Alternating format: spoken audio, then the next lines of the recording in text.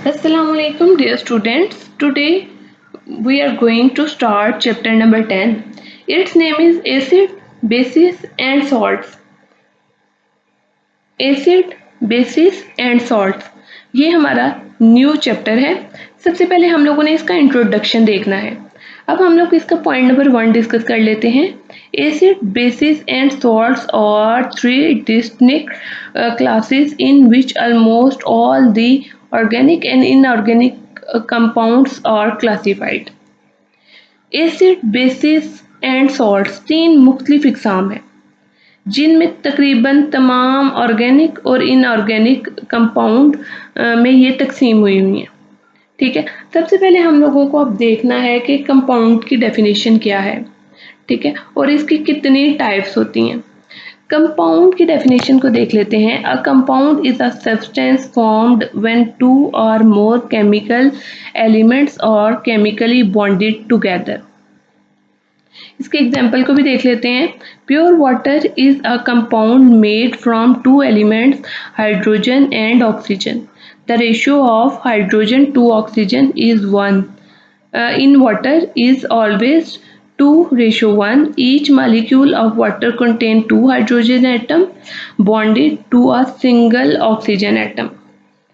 यानी कंपाउंड की डेफिनेशन ये है कि कंपाउंड एक ऐसा सब्सटेंस होता है जो दो या दो से ज़्यादा एलिमेंट के केमिकल बॉन्ड के नतीजे में बनता है। ठीक है, इसकी एग्जांपल हमारे पास है प्योर वाटर की एग्जांपल है कि प्योर वाटर जो है वो एक कंपाउंड है। हमारे पास वाटर का फार्मूला है H2O। H2O में हमारे पास है हाइड्रोजन और ऑक्सीजन। ठीक है, अब ये हाइड्रोजन और ऑक्सीजन ये दो एलिमेंट्स हैं। जब दो एलिमेंट्स आपस में केमिकल बॉन्ड बनाते हुए कंबाइन करते हैं तो उसे हम लोग कंपाउंड बोलते हैं। हमारे पास जो न्यू सब्सटेंस आएगा वो उसे हम लोग कंपाउंड बोलेंगे। यानी जब दो एलिमेंट्स आपस में केमिकल बॉन्ड बनाते हैं, यानी हाइड्रोजन और ऑक्सीजन ने आपस में केमिकल बॉन्ड बनाया है, तो इसके नतीजे में एक न्यू सब्सटेंस बन गया जिसे हम लोग कंपाउंड कहते हैं, यानी वाटर। ठीक है, वाटर क्या है? एक कंपाउंड है। और वाटर में हमेशा अगर आप रेशियो देखते हैं तो फिक्स रेशियो है। वाटर में 2 हाइड्रोजन एटम्स हैं और 1 ऑक्सीजन एटम है। ठीक है, तो ये एक कंपाउंड है। वाटर एक कंपाउंड है और कंपाउंड बनता है जब 2 या 2 से ज़्यादा एलिमेंट्स केमिकली तौर पे केमिकल बॉन्ड बनाते हुए आपस में मिलते हैं तो हम लोग उसे कंपाउंड कहते हैं। ठीक है, और वाटर एक कंपाउंड है। अब कंपाउंड की 2 टाइप्स हैं। एक हमारे पास होते हैं ऑर्गेनिक कंपाउंड्स होते हैं और दूसरे हमारे पास इनऑर्गेनिक कंपाउंड्स होते हैं। ऑर्गेनिक कंपाउंड्स हमेशा ऐसे कंपाउंड्स होते हैं जिसमें कार्बन और हाइड्रोजन के बॉन्ड्स मौजूद होते हैं, यानी कार्बन पाया जाता है, हाइड्रोजन पाया जाता है। ठीक है, कार्बन का हाइड्रोजन के साथ कोवलेंट बॉन्ड के जरिए ये आपस में जुड़े हुए होते हैं। यानी ऑर्गेनिक कंपाउंड ऐसे कंपाउंड्स होते हैं जिसमें कार्बन और हाइड्रोजन पाया जाता है और इसके अलावा इसके डेरिवेटिव्स भी पाए जाते हैं। इनऑर्गेनिक कंपाउंड में कार्बन और हाइड्रोजन नहीं पाया जाता, इसके अलावा दूसरे एलिमेंट्स होते हैं। इसके अंदर कार्बन और हाइड्रोजन के अलावा दूसरे एलिमेंट्स होते हैं। सो हम लोगों ने ये देखा कि एसिड और बेस जो थी 3 डिफरेंट क्लासेस हैं। अगर हम लोग एसिड और बेस को देखें, एसिड, बेस एंड सॉल्ट्स, ये तीनों डिफरेंट क्लासेस हैं। ठीक है, और जिनमें तमाम ऑर्गेनिक और इनऑर्गेनिक कंपाउंड्स में ये तकसीम हुई हैं। ठीक है, कुछ ऑर्गेनिक हैं इसमें से, कुछ इनऑर्गेनिक कंपाउंड्स हैं इनमें से। अब हम लोग बात कर लेते हैं जाबर बिन हियान की। जाबर बिन हियान एक मुस्लिम साइंटिस्ट हैं। ठीक है, a famous Muslim chemist Jabir bin Hayyan prepared nitric acid, hydrochloric acid and sulphuric acid. Jabir bin Hayyan Muslim scientist हैं। ठीक है, मुस्लिम केमिस्ट हैं, कीमियादान हैं। ठीक है, जिन्होंने नाइट्रिक एसिड बनाया था, हाइड्रोक्लोरिक एसिड यानी HCl बनाया और सल्फ्यूरिक एसिड H2SO4 बनाया। ठीक है, तो सल्फ्यूरिक एसिड को हम लोग किंग ऑफ केमिकल्स भी कहते हैं। ठीक है, ये जाबर बिन हियान ने ये तमाम एसिड प्रिपेयर किए थे, जिसमें से सबसे पहला हमारे पास है नाइट्रिक एसिड, दूसरा हाइड्रोक्लोरिक एसिड और तीसरा हमारे पास सल्फ्यूरिक एसिड। तो ये जाबिर बिन हैयान की इन्वेंशन है, उन्होंने ये तमाम चीज़ें, तमाम एसिड प्रिपेयर किए थे। अब हमारे पास नेक्स्ट केमिस्ट की बात हम लोग कर लेते हैं। नेक्स्ट केमिस्ट है हमारे पास लिवेजियर। ठीक है, लिवेजियर की हम लोग काम देखेंगे कि उन्होंने लिवेजियर ने कौन कौन से काम किए थे। सबसे पहले तो हम लोगों को डेफिनेशन का पता होना चाहिए। एक डेफिनेशन का, अ binary compound is a compound made up of two elements. यानी बाइनरी कंपाउंड्स ऐसे कंपाउंड्स होते हैं जो दो एलिमेंट्स से मिलके बनते हैं। दो एलिमेंट्स से मिलके जो कंपाउंड बनता है उसे हम लोग बाइनरी कंपाउंड कहते हैं। इसकी एग्जांपल है हमारे पास carbon dioxide is a binary compound. जो कार्बन डाइऑक्साइड है वो एक बाइनरी कंपाउंड है। कार्बन डाइऑक्साइड के अंदर हमारे पास अगर हम कार्बन डाइऑक्साइड की बात करते हैं तो कार्बन डाइऑक्साइड में हमारे पास दो एलिमेंट्स हैं, कार्बन और ऑक्सीजन। जब दो एलिमेंट्स आपस में मिलते हैं तो एक कंपाउंड बना देते हैं जिसे हम लोग कहते हैं बाइनरी कंपाउंड। ठीक है, ये हमारे पास कार्बन डाइऑक्साइड एक बाइनरी कंपाउंड है। अब हम लोग देख लेते हैं इन 1787 में, ठीक है, Lavoisier named binary compounds of oxygen such as carbon dioxide and sulfur dioxide as acid which on dissolution in water gave acidic solution। यानी के 1887 में लिवेजियर ने ऑक्सीजन के बाइनरी कंपाउंड जैसा कि कार्बन डाइऑक्साइड और सल्फर डाइऑक्साइड को एसिड का नाम दिया, जो कि पानी में सॉल्युबल होने पर एसिडिक सॉल्यूशन देते हैं। ठीक है, लिवेजियर ने ये कहा था कि हमारे पास जो बाइनरी कंपाउंड हैं, ठीक है, बाइनरी कंपाउंड्स अभी हम लोगों ने डेफिनेशन पढ़ी, जब दो एलिमेंट्स आपस में मिलते हैं तो उसे हम लोग कहते हैं कि ये बाइनरी कंपाउंड है। लेकिन उसने कहा कि कंपाउंड ऑफ ऑक्सीजन की बात की उसने, यानी ऑक्सीजन एलिमेंट लाजमी हो किसी दूसरे कंपाउंड का। जैसे फॉर एग्जांपल हमारे पास हो गया कार्बन मोनोऑक्साइड है, ठीक है, और ये हमारे पास है बाइनरी कंपाउंड ऑफ ऑक्सीजन, हम इसे बोल सकते हैं। हमारे पास कार्बन डाइऑक्साइड है क्योंकि ऑक्सीजन इसका मेन एलिमेंट है। ठीक है, और हमारे पास सल्फर डाइऑक्साइड है। ठीक है, सल्फर डाइऑक्साइड है हमारे पास। तो ये तमाम जितने भी हमारे पास कंपाउंड्स हैं ये बाइनरी कंपाउंड्स ऑफ ऑक्सीजन है क्योंकि इसमें ऑक्सीजन एलिमेंट सब में है। ठीक है, उसने ये कहा था कि जब भी हम लोग ऐसे बाइनरी कंपाउंड जिनमें ऑक्सीजन शामिल होगी, ठीक है, उनको हम लोग पानी के अंदर उसका सॉल्यूशन बनाते हैं पानी के अंदर, ठीक है, पानी के अंदर ऐड करते हैं तो वो हमें एसिडिक सॉल्यूशन देते हैं। लिवेजियर ने ये हम लोगों को बताया था कि जब भी हम लोग बाइनरी कंपाउंड्स, ठीक है, यानी ऑक्सीजन के जो बाइनरी कंपाउंड्स हैं उनको जब भी हम पानी के अंदर ऐड करेंगे और पानी के साथ उसका सॉल्यूशन बनाएंगे तो वो हम लोगों को एसिडिक सॉल्यूशंस देंगे। ठीक है, जैसे कार्बन मोनोऑक्साइड है, कार्बन डाइऑक्साइड है या सल्फर डाइऑक्साइड है, इसको अगर आप पानी के अंदर ऐड करेंगे कार्बन मोनोऑक्साइड को तो ये एसिडिक सॉल्यूशन देगा। अगर आप कार्बन डाइऑक्साइड को वाटर के अंदर ऐड करेंगे, ठीक है, तो इसका सॉल्यूशन बनाएंगे तो ये एसिडिक सॉल्यूशन देगा। और अगर आप सल्फर डाइऑक्साइड को पानी के अंदर ऐड करेंगे तो ये एसिडिक सॉल्यूशन देगा। यानी लिवेजियर ने ये कहा था कि अगर हम बाइनरी कंपाउंड ऑफ ऑक्सीजन जिनके साथ ऑक्सीजन मेन कॉन्स्टिट्यूट है उसको पानी के अंदर अगर हम ऐड करेंगे तो वो हमें एसिडिक सॉल्यूशन देगा। अब हम लोग नेक्स्ट बात करते हैं सर हेम्फ्री डेवी की।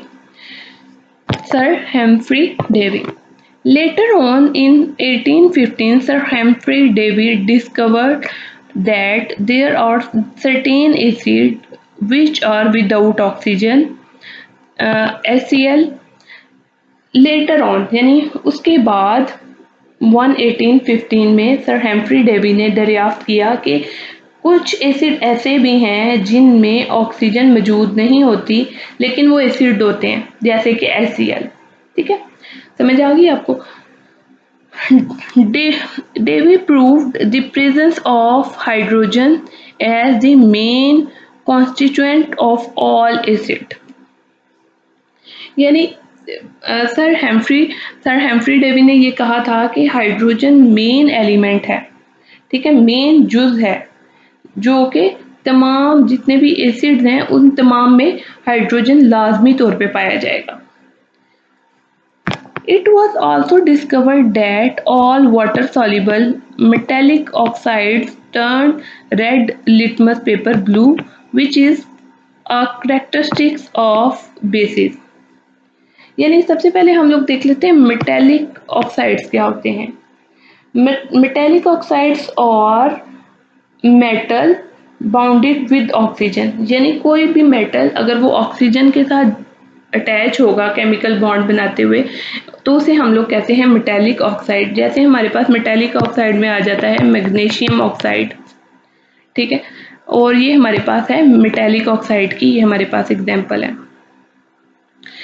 तो सर हेम्फ्री डेवी ने ये कहा था कि अगर हम लोग मेटेलिक ऑक्साइड को वाटर के अंदर हल करते हैं और हम लोग इसमें लिटमस पेपर डालते हैं तो ये लिटमस पेपर रेड से जो है वो ब्लू में चेंज हो जाएगा। अगर रेड लिटमस पेपर ऐसे सोल्यूशन में डालेंगे तो वो ब्लू कलर का हो जाएगा, जो कि एक बेस की करैक्टरिस्टिक्स है। ठीक है, तो ये सर हेम्फ्री डेवी ने हम लोगों को ये बताया था। अब हम लोग बात कर लेते हैं एसिड की। The word acid is drive from the Latin word acidus meaning sour। The first acid known to man was acetic acid in the form of vinegar। अब लफ्ज जो वर्ड है, लफ्ज एसिड एक लतीनी लफ्ज है, ठीक है, लफ्ज एसिड एक लतीनी लफ्ज एसिडस से माखूज है, ठीक है, एसिडस से निकला है, जिसका मतलब है तुर्श, सोर, तुर्श, ठीक है। और सबसे पहला जो इंसान को पता चला था एसिड का वो था एसिटिक एसिड के बारे में। सबसे पहले इंसान ने जो जाना था वो एसिटिक एसिड था, जो कि सिरके की शक्ल में मौजूद था, ठीक है। तो सबसे पहले हम लोगों ने इसमें ये देखा है कि जो वर्ड एसिड है वो एक लैटिन वर्ड है, जो कि एक वर्ड लैटिन वर्ड से ड्राइव हुआ है, जो कि एसिडस से ड्राइव हुआ है, जिसका मतलब होता है सोर, तुर्श। और ये सबसे पहले जो एक एसिड का पता चला था इंसान को वो था एसिटिक एसिड, और एसिटिक एसिड सिरके की शक्ल में मौजूद था। HCl in stomach. अब हम लोग बात कर लेते हैं HCl की स्टमक में। We all have a little concentration of hydrochloric acid in our stomach, which helps to break down the food. Sometimes the amount of stomach acid becomes too much, which causes acidity. This uncomfortable feeling is easily treated by taking an alkaline medicine. The alkali neutralizes the acid, produce a harmless chemical called salt। यानी हम तमाम इंसानों के stomach में HCl मौजूद होता है, ठीक है। HCl एक एसिड है। HCl का काम होता है कि ये खुराक की तोड़ फोड़ करता है। इसके अलावा HCl खुराक में मौजूद जितने भी जरासीम मौजूद होते हैं, जितने भी जर्म्स मौजूद होते हैं, उनको डेड कर देता है, ठीक है, उनको मार देता है। तो खुराक हमारे स्टमक में HCl का जो मेन पर्पस है वो ये है कि वो खुराक की ब्रेक डाउन करता है। इसके अलावा वो स्टमक में मौजूद जितने भी जर्म्स, खुराक में मौजूद जितने भी जर्म्स आते हैं स्टमक में, उन तमाम को किल कर देता है, तमाम जरासीमों को मार देता है। इसके अलावा ये है कि अगर स्टमक की एक ख़ास मिकदार अगर स्टमक में मौजूद हो, HCl की एक ख़ास मिकदार अगर स्टमक में मौजूद रहे तो ठीक है, लेकिन अगर HCl ज़रूरत से ज़्यादा बनना शुरू हो जाए तो वो एसिडिटी का बायस बनता है। एसिडिटी कहते हैं आपको सीने में जलन महसूस होगी, हार्ट बर्न की कंडीशन आ जाएगी, ठीक है।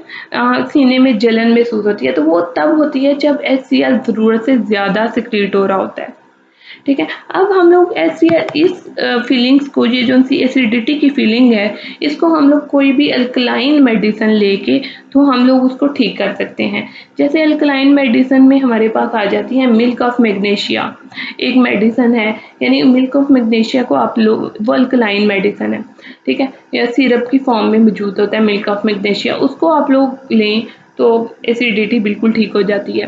क्योंकि जब एसिड और बेस आपस में रिएक्ट करते हैं, एसिड और बेस आपस में रिएक्ट करते हैं तो हमेशा बनाते हैं हमारे पास सॉल्ट प्लस वाटर, ठीक है।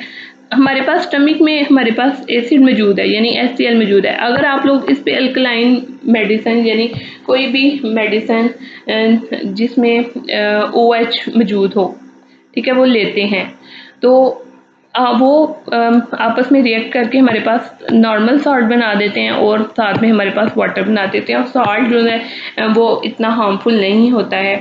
तो ये हम लोगों ने पढ़ा है कि HCl के बारे में हम लोगों ने पढ़ा है कि HCl की कंसंट्रेशन मैदे में होती है, मौजूद होती है, जो खुराक को तोड़ने में मदद देती है। इसके अलावा बैक्टीरियाज वगैरह को, जरासीम जो भी खुराक में मौजूद होते हैं उनको किल करती है।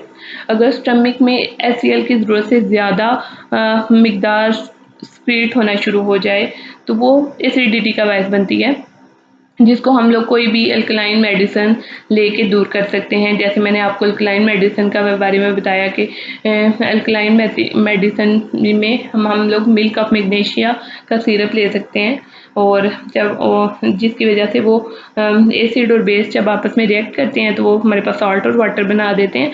तो इसी तरह वो अल्कलाइन मेडिसिन जो है वो एसिड को न्यूट्रलाइज कर देगी, यानी उसका इफेक्ट ख़त्म कर देगी, और जो है वो बेसिकली एक हार्मलेस केमिकल यानी सॉल्ट बना देती है।